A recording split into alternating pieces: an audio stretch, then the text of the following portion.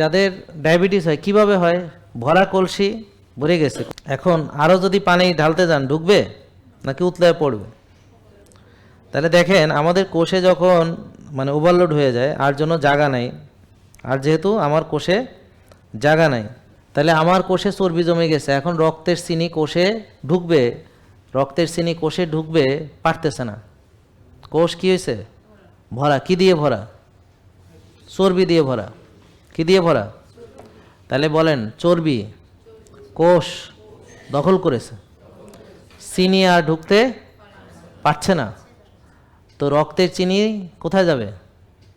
যাইতে পারছে না, তো রক্তেই থেকে যাচ্ছে, থাকতে থাকতে বাড়তে বাড়তে এখন আপনার সুগার বেশি।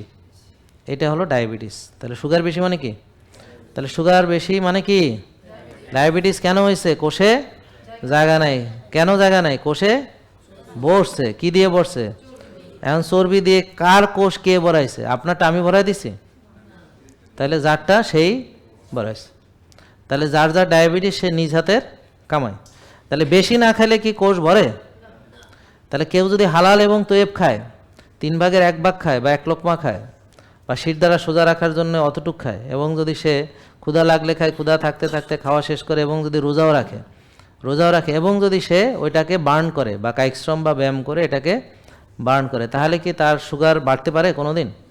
তাহলে এই রোগটা হলো আল্লাহকে না মানার ফল, যে আল্লাহর নিয়ম অনুযায়ী খায় নাই, যেই খাবার খেতে বলেছে সে খাবার খায় নাই, বিপরীত খেয়েছে, যতটুক খেতে বলেছে অতটুক খেয়ে সেটা না খেয়ে বাড়তি খেয়েছে, ক্ষুধা লাগা পর্যন্ত অপেক্ষা না করে সারাদিন খালি খাইছে, সকালে খাইছে, একটু পরে নাস্তা করছে, দুপুরে খাইছে, একটু পরে আবার নাস্তা করছে, বিকেলে খাইছে, আবার রাত্রে খাইছে, ঘুমানোর আগে খাইছে, কেউ কেউ আবার ঘুম থেকে ওইটা ফ্রিজ খুলেও খাইছে। জেকে লাইফস্টাইল লিমিটেড, ওষুধ মুক্ত সুস্থ জীবন।